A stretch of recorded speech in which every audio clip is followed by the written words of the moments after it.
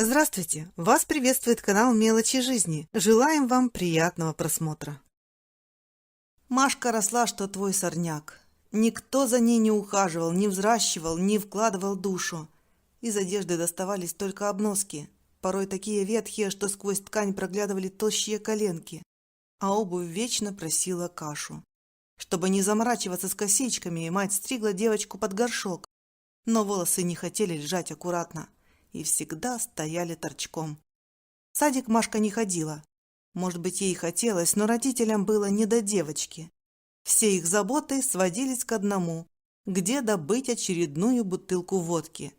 Пока отец с матерью искали выпивку, девочка пряталась в соседних подъездах, ибо давно поняла, что лучше в это время на глаза им не попадаться, а если не удавалось скрыться, потом приходилось прятать синяки.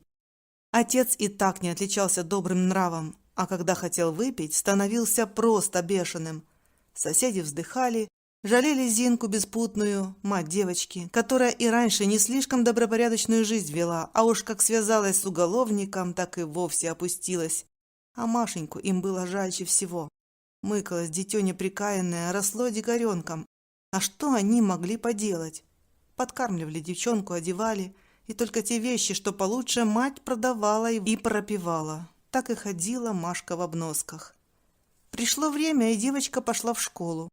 Учиться ей понравилось, да и учеба легко давалась.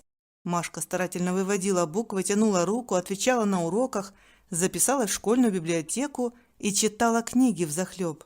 Яркий новый мир открывался перед девочкой. И как же не хотелось ей возвращаться в реальность. А вот отношения с одноклассниками не складывались.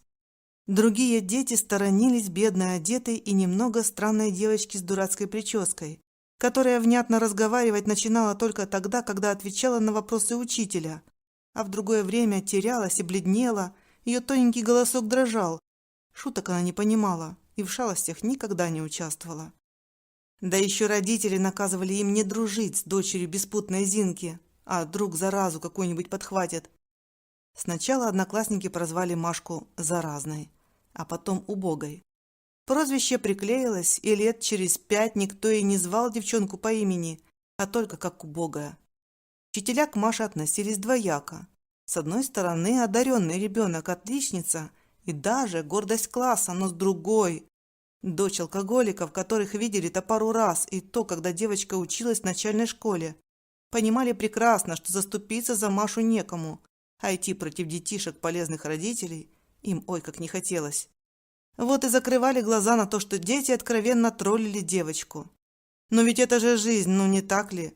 Кому-то все, а кому-то ничего, рассуждали они. А у Маши было тайное место, где она пряталась от всех, где могла почувствовать себя, если не счастливо, то хотя бы спокойно и безопасно. Там не было жестокого отца, насмешек одноклассников, стыдливо прикрытых учительских глаз. И в этом старом парке на берегу пруда стоял высокий столетний дуб, под тенью которого девочка устроила себе убежище, где проводила все свободное время. Читала книги или просто мечтала. А порой здесь она делала уроки или даже ночевала, когда отец особенно буйствовал. Компанию ей составляли лишь бездомные собаки и кошки, с которыми Маша делилась своей нехитрой едой, добытой в школьной столовой. Отец умер, когда девочке исполнилось 14. Однажды он напился и упал в сугроб. Замерз. Никчемная жизнь и закончилась бездарно. На похоронах были только Зинка и Маша. А девочке было ужасно стыдно, что кроме облегчения она не почувствовала ничего больше. А вот мать рыдала и рвала на себе волосы. После смерти мужа Зинка окончательно свихнулась. Периоды небольшого затишья сменялись буйными припадками. Мать давно не работала, и все ее желания и интересы сводились только к алкоголю. Она даже не всегда узнавала собственную дочь. Девочка после школьных уроков начинала подрабатывать, чтобы хоть как-то свести концы с концами. Маша мыла подъезды во всех соседних домах, и многие жильцы, знавшие ее историю, иногда давали мелочь сверх заработка. Если удавалось хоть немного подкопить, то на эти деньги девочка покупала книги по медицине. Она мечтала стать врачом и верила, что когда-нибудь сможет помочь своей матери справиться с зависимостью. А в классе ситуация только ухудшалась. Одноклассницы, прознавшие про Машину подработку, откровенно издевались. «Что, убогая, бежишь свои загаженные подъезды отмывать?» Неслись ей вслед злые слова первой красавицы класса Регины и издевательский смех ее свиты. Маша давно научилась пропускать издевки мимо ушей, не обращать на них внимания. Но несправедливость всякий раз отзывалась болью где-то глубоко внутри. «Что я им сделала?» – спрашивала она у тощей дворняги, доверчиво привалившейся к ногам девушки и щурившейся от яркого весеннего солнца. «Почему они так со мной? Разве это правильно издеваться над другими людьми?» Собака только жмурилась, а Маша обнимала ее и долго сидела так, впитывая тепло и ласку, все то, чего она была лишена в человеческом обществе. А потом случилось это. В 10 класс их школу пришел новый ученик, Вадим Ребров. Юноша из хорошей семьи, спортсмен и призер многочисленных соревнований. К тому же он почти отличник. Он был спокойным и немногословным, а еще высоким, черноволосым красавцем, в которого тут же влюбились все девчонки школы от мала до велика. Не избежала этой участи и Маша. Каждый раз, когда Вадим входил в класс, ее нежное сердечко начинало неистово колотиться, щеки заливал предательский румянец, а лоб покрывался испариной. Девушка опускала глаза и склоняла голову, молясь про себя, чтобы никто не заметил, как она дрожит. Но разве можно скрыть такие сильные чувства? Конечно же, одноклассники заметили, как менялась Маша в присутствии Вадима, но большинству на это было наплевать. Но только не Регине. Та тоже положила глаз на новенького и всячески старалась привлечь его внимание. Ее одежда стала еще шикарнее. Макияж, маникюр, аксессуары, духи, обувь – все было подобрано со вкусом и просто кричало о приличном достатке. Девушка всякий раз словно случайно оказывалась рядом с Вадимом. Первой начинала разговор, брала его под руку. Одноклассницы и не пытались перейти ей дорогу, зная ее злой язык и отвратительные манеры. На ее фоне Маша казалась даже не серой мышью, а вообще невидимкой. И Регина была уверена, что здесь-то ей точно ничего не угрожает. Кто вообще может заметить убогую? Однажды Маша опоздала на первый урок, потому что с матерью случился очередной припадок. И девушке стоило больших трудов ее успокоить. Маша прибежала в школу к началу второго урока, в торопях выложила учебники на парту и случайно уронила книгу по психиатрии, которую недавно взяла в городской библиотеке. Как назло, книга упала прямо к ногам проходившей мимо Регины. «И что это у нас тут?» – распевно начала она. «Какой-нибудь бульварный романчик?» «Отдай!» – протянула руку Маша. «Сначала я посмотрю, что это», – насмехалась красавица. «Ух ты! Психиатрия! Да ты не только убогая, да еще и психбольная, как твоя пьяница, мать!» И Маша не выдержала. Закрывая рот рукой, чтобы сдержать крик, девушка выскочила в коридор, толкнув при этом вошедшего в класс Вадима. Она не слышала, что прозвенел звонок. Не видела недоуменного взгляда учителя биологии, не слышала извительного хохота одноклассников. Схватив латаное пальтишко, девушка побежала в парк к старому дубу, где, упав на колени прямо в снег, прижалась к стволу и наконец-то дала волю слезам. Когда-никогда, но все заканчивается. Закончились и Машины слезы. Девушка сидела, прижавшись к старому стволу, и с тоской смотрела на озеро, которое было покрыто тонкой корочкой прозрачного льда. Безрадостные мысли крутились в голове, заставляя сердце болезненно сжиматься. Как ей хотелось прокричать обидчице в лицо, что она жестокая, бессердечная, и что никто не имеет права унижать другого. Но она не могла. Сколько раз пыталась это сделать, и каждый раз терпела неудачу. Ей в самом деле убогая, подумала Маша. Внезапно что-то темное почти в самой середине озера привлекло ее внимание. Приглядевшись, девушка увидела собаку, медленно бредущую по тонкому льду. Маша поднялась, подошла к самому краю берега, тихонько позвала: «Иди сюда, собачка, иди!» Собака подняла голову и посмотрела на Машу. Тут лед треснул, и пес провалился в ледяную воду. Девушка вскрикнула. Она видела, как собака, пытаясь выбраться на лед, каждый раз снова соскальзывала в воду. Маша кричала с берега в безумной надежде, что это хоть как-то поможет. Но все было напрасно. Через какое-то время стало понятно, что животное явно теряет силы и долго продержаться не сможет. И Маша, скинув пальтишко и сапожки, распласталась на тонком льду и поползла. Чувства обострились до предела. Девушка боялась, что не успеет доползти и собака утонет. О себе в тот момент она совершенно не подумала. Главным было суметь спасти того, кому 100 раз хуже. Еще чуть-чуть, еще совсем чуть-чуть, и Маша смогла дотянуться рукой до загривка собаки. В этот момент, когда девушка схватилась за шерсть, лед треснул под ней самой.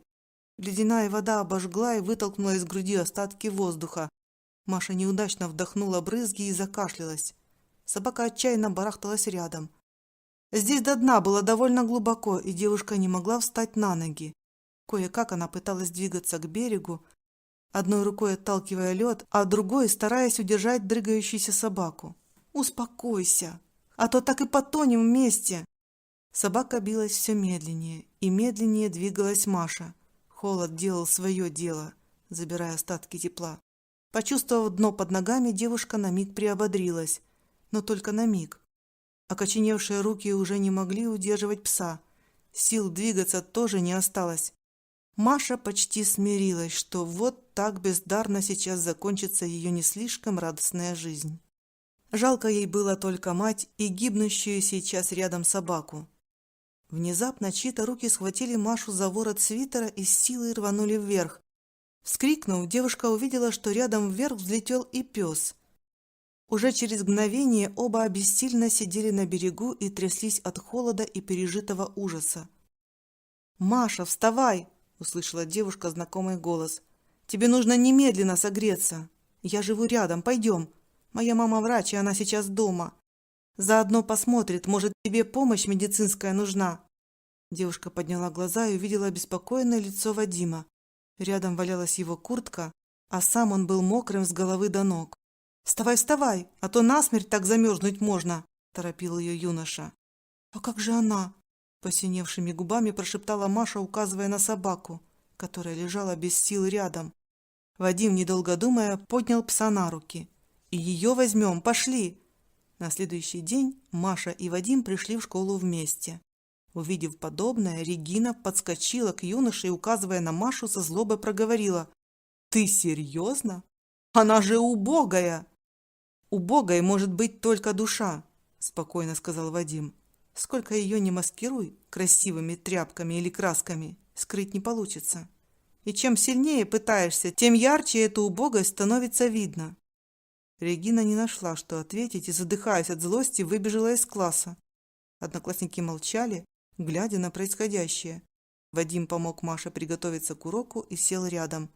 А Маша впервые почувствовала, что у нее появился кто-то, на кого можно опереться и кому можно довериться. А еще ее ждала Линда, та самая спасенная собака, которую приютили Вадим и его семья. Жизнь повернулась совсем другой стороной и предложила девушке новое приключение. All right, everyone's presentations are done. Nick, the manager, said as he tried to move the discussion forward. Excuse me, I haven't. I recently found out something. Nick interrupted me and began to speak. There's apparently someone in this department who didn't graduate high school and is just a part-timer. Meetings should be for employees only. Absolutely right. His lackey, Mike, of course, agreed with Nick. I'm leaving. After leaving the meeting room, I started to shut down my computer. I noticed that an email had arrived, not in my personal inbox, but in the company's shared email. Thinking, there's no point in speaking up, no one will listen, I went home quietly. The next day, I heard a commotion from Nick's desk. He was staring at his computer screen, his face pale. Nick? Is something wrong? Mike looked at the screen with him. And he turned even paler than Nick. Why is he so angry? Knowing the reason for Mike's distress, I thought to myself, serves them right. My name is Adam. My mother passed away when I was in the 9th grade, and I was raised by my father. Well, you could hardly call it being raised. After my mother passed, my father changed. He drowned his sorrows in alcohol, and though he still went to work, he squandered our living expenses on horse racing. Because of that, I had to start working part-time as soon as I entered high school. Every month, I went to the convenience store with bills in hand that couldn't be auto-deducted from my father's account. Even though I endured it because I didn't want to be alone, I reached my limit in my second year of high school and dropped out. I found a live-in job at a distant inn. Thank you for everything. The day I left home, my father, still staring at the TV, spoke. Take care. That was our last conversation. Back then, 18 wasn't the age of majority, so I needed my father's permission to work, and I couldn't hide my place of employment. Yet, my father never visited me even once. I kept working just to survive, and before I knew it, I was 42. Years of hard work paid off, and I was transferred to the headquarters. I was thrilled to be recognized by the company, as I thought I'd be working in the field until retirement due to my lack of formal education. Listen up. Our work can change the future of our employees. Don't drag us down. On my first day after the transfer, Nick, dressed in an expensive suit, spoke sternly. There was a reason for this. Our inn was located in a prominent tourist destination, known so well that everyone in the state could sing its commercial jingle. At its peak, we had 5 locations within the state. But that was long ago. Due to financial difficulties and aging facilities, only the place where I had worked for many years and the original establishment remained. I was prepared to lose my job anytime, but now there was a glimmer of hope. With the rise of social media, the tourist area where the inn was located started gaining attention again. Depending on how hard the sales department, where I was transferred, worked, we could either thrive or be forced to give up this prime location to the new hotel chains continuously popping up. For Nick, who had switched careers from another industry to strengthen our sales, this was a battle he couldn't afford to lose. I understood why he had to be strict. I will do my best. Nick sneered at my enthusiastic declaration. Did you not hear what I said? I'm sorry. I thought I was listening carefully. Out of habit from years of customer service, I apologized reflexively, though I had no idea what had offended him. Someone was watching me with a smirk. In this department, there are those who are expected to excel and those who have been shoved here because they have nowhere else to go. You are the latter. It was Mike, the section chief. He's 7 years younger, at 35. But he was called to headquarters much earlier than I was and had been moving around within the headquarters ever since. I'm not jealous, but I can't accept that he's my boss. Graduating from a prestigious university, he has an unusually high pride and caused many problems as a newbie, making things very difficult for me when I was the front desk leader. When I found out Mike was transferred to the sales department a month before me, I was disheartened. Mike is right. With just a middle school diploma, there's not much you can do. Don't even think about achieving results. As if I didn't exist, Nick remarked, I'm thirsty. Mike eagerly ran to the coffee maker. It seems Mike is Nick's lackey. I regretted being happy about my transfer to headquarters, wishing I had stayed on site forever. Send a direct mail to every company on this list by the end of the day. Nick only assigned me tasks that even a new graduate could handle. What? There are over 1,000 companies. You want me to send to all of them by today? Yes, if you and your fellow misfits split the work, even those with nowhere else to go should finish by today. I glanced at the employees typing away expressionlessly. They were worn out from customer service, only thinking about leaving on time, or were women reassigned after having children, with zero motivation for work. Even Sam, a new graduate from the same university as Mike, who was supposed to be among the expected achievers, had no enthusiasm for the job, having joined the company wanting to do customer service. I don't care what they say, I plan to quit any time, he said. Only Nick and Mike were highly motivated, making all the decisions between the two of them. I originally only wanted to work at the inn to survive and had no particular attachment to this job. I swallowed my words, thinking I had no right to reprimand them. About a month after the transfer, Nick told us with a frustrated look. To commemorate the 50th anniversary, we've decided to create a plan exclusive for one group per day. Originally, Mike and I were supposed to come up with it, but our president, Mr. Thompson, insists on hearing everyone's opinions. So, you all get a chance. As Nick explained, Mike began handing out prints. Make sure not to embarrass Nick. If your ideas are half-baked, you'll have to redo them. It seemed that they had printed his handwritten notes by Mr. Thompson, which included several questions and a section for free responses. It made sense why Nick had to seek our input, given that all responses had to be submitted to Mr. Thompson. We were given a week to think about it, and a meeting was scheduled to compile our ideas. My plan is to let guests enjoy both the old and modern America. Nick began the presentations. Guests would watch a master confectioner at a nearby traditional sweet shop make sweets in front of them. The welcome drink would be premium tea in a bottle. Nick's plan was certainly attractive.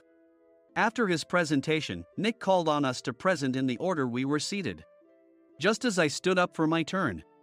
All right, everyone's presentations are done. Excuse me, I haven't. I recently found out something. Nick interrupted me. There's someone in this department who didn't graduate high school and is just a part-timer. He was likely talking about me. I joined the company as a part-timer and was made a full-time employee when I turned 20. That was 20 years ago, so Nick and Mike probably had no chance to know until recently. Meetings should be for employees only. Absolutely right. After that, Nick kept creating opportunities to solicit everyone's opinions, purposefully excluding me from speaking. The meeting unexpectedly heated up and went past the scheduled end time. A few people asked to leave, and the discussion continued with the remaining few. Still here? Normally, you'd leave in that situation. Though I had no attachment to the job initially, hearing kind words from customers made me want to make them happier. For someone like me, with nowhere to go, the inn was my home and customer service was my life. I felt pathetic about my current self. I'm leaving. I left the conference room and started shutting down my computer.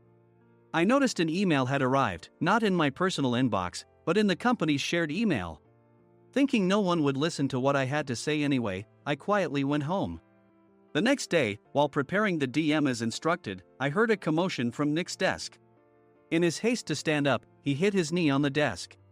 He stared at his computer screen, his face pale. Nick! What's wrong?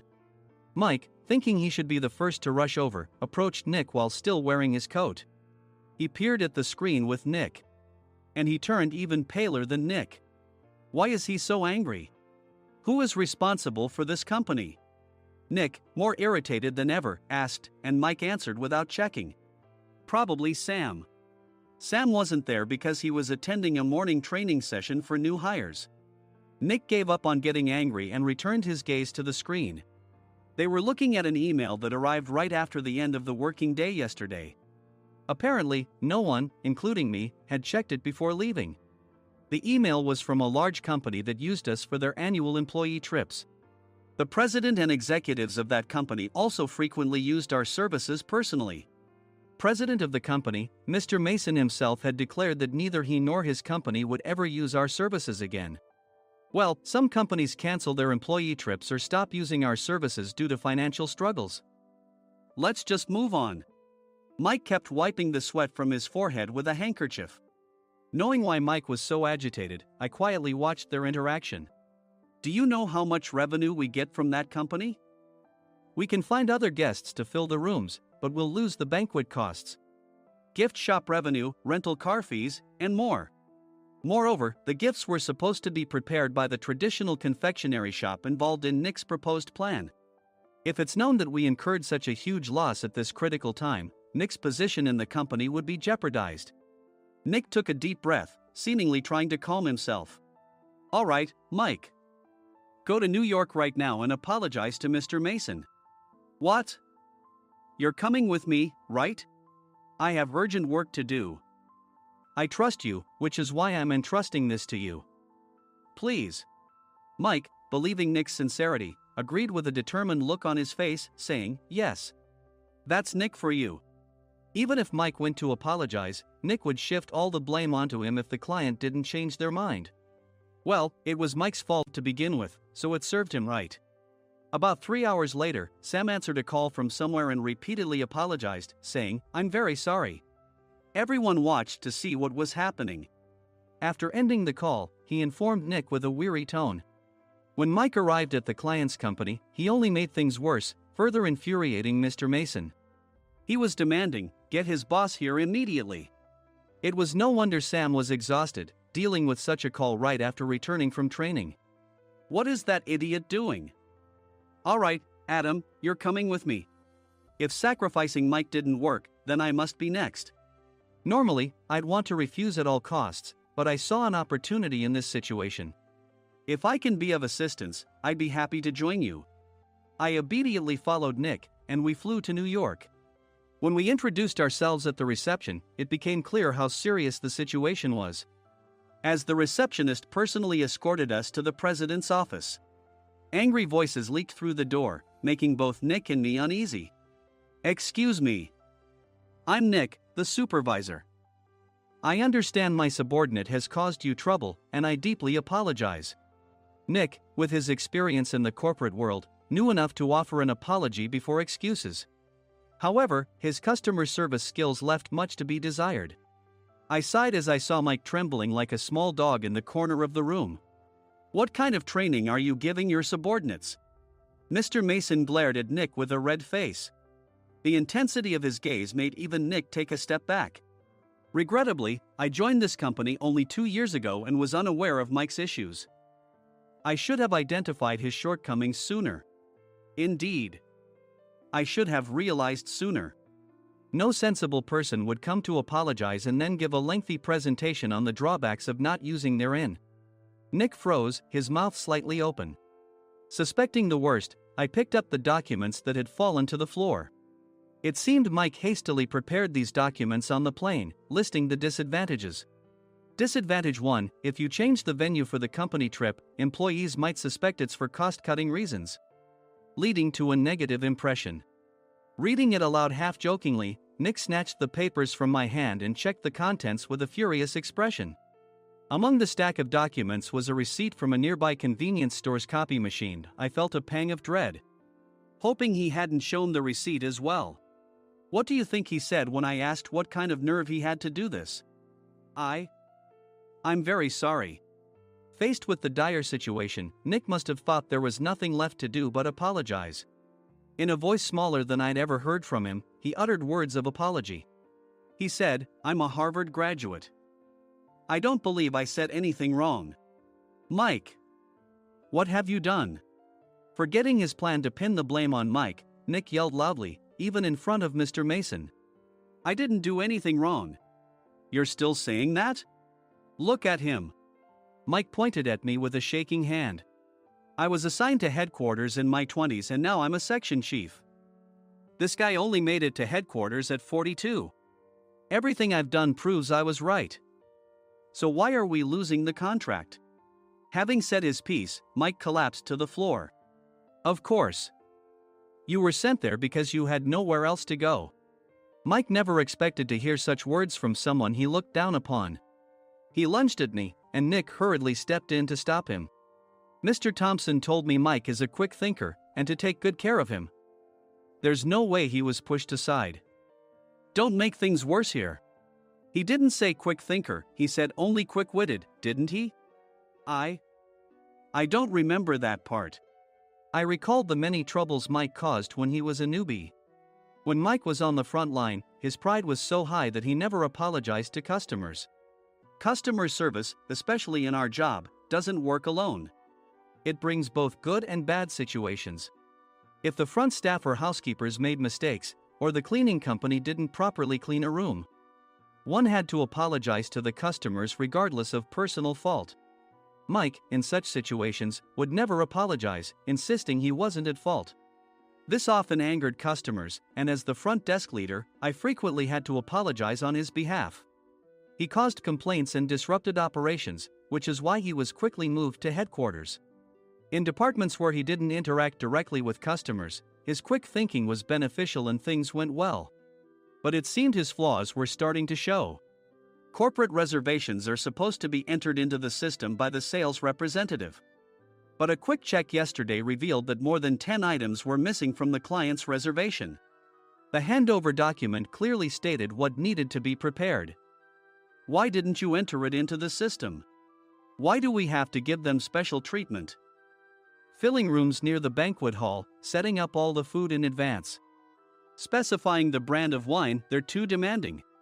No wonder he always angered customers, I thought, feeling a headache coming on. Grouping them in rooms near the banquet hall is for our benefit too.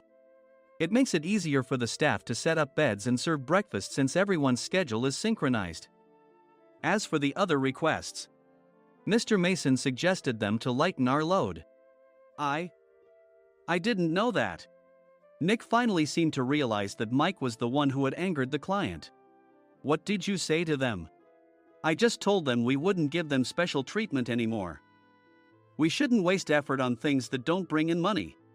I was utterly exasperated at his lack of understanding of customer service. Of course, we shouldn't comply with unreasonable demands. But carrying over successful practices from past stays makes customers feel remembered and enhances their experience. Good memories encourage repeat visits. That's part of our job. I looked down at Mike, who was sitting on the floor. In our job, nothing is a waste. Mr. Thompson likely moved you to the sales department, hoping you'd finally understand this. How do you think he feels now that you've failed to meet his expectations? Mike, tears in his eyes, fled the president's office. I was amazed he still hadn't apologized. You have it tough, Adam. It's okay, we're all employees of the same company. I deeply apologize for this disrespectful incident. Especially after all the care you've shown us. If it weren't for you, Adam, I really would have stopped staying here. When I heard you were moving to the sales department, I was willing to reconsider if you handled it. Seeing us talk so amicably, Nick's face contorted. Do you two know each other?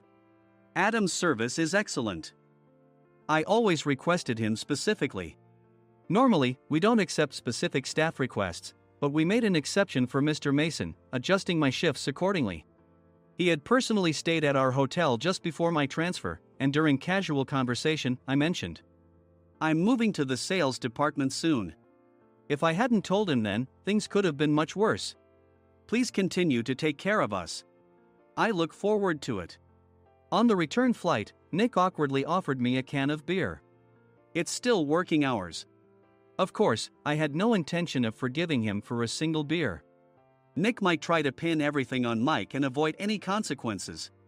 While pondering this, a startling fact came to light. Nick, the tea bottles for the plan have arrived. I handed Nick a bottle labeled with our inn's name. They look good. What are you talking about? These are plastic bottles. I had assumed we would use the trendy, high-end bottling tea. But what arrived were ordinary plastic bottles of tea with customized labels. The only unique aspect was the label, which had the inn's name, making it look customized. Upon further investigation, I discovered that a substantial amount of money was set to be paid to the tea company. It was priced like bottling tea. Does this plastic bottle really cost $100 each? The tea inside is specially blended for us. The extra cost is for that. Wouldn't it be better to use another tea company? Or is there a specific reason we must use this one? As Nick continued to make excuses, I showed him a printed email. I informed the tea company's president, Mr. Mitchell, that we discovered irregular payments and he confessed. He said you two were high school classmates and planned to split the extra money. That idiot. Why did he confess? That's not important. You should worry about yourself, this could turn into a police matter. Opening the bottle cap, I suggested. How about calming down with this tea? It supposedly has a relaxing effect. Nick drank the tea frantically. In the following days, decisions were made about their fates. Mike was reassigned to the General Affairs Department, with no chance of transfer or promotion, as per Mr. Thompson's orders. As for Nick, since the payment to the tea company hadn't yet been made, he narrowly avoided legal trouble. Instead, he was encouraged to leave the company, and to avoid further complications, Nick submitted his resignation. Rumor has it that connections between HR departments have made it difficult for him to find new employment. Even though it was good to have those two gone, something unexpected happened in the sales department. Everyone became motivated and united in refining the 50th anniversary plan. In the end, my plan was adopted. We collaborated with the Tourist Information Center to provide personalized guides. The plan, tailored to the number of guests, was truly special for the 50th anniversary. Hey, is Adam's family coming to stay? I immediately booked that special plan for my family. Sam noticed it on the reservation list and quickly picked up on it. Yes, I'm inviting my father. That's great. I might invite my parents too. I lacked the courage to face my father just as Adam. But here, with the confidence Mr. Mason praised, I felt ready. The 50th anniversary plan was a perfect opportunity to reconnect with my father. I hoped to bring back the days when we could laugh together as we once did.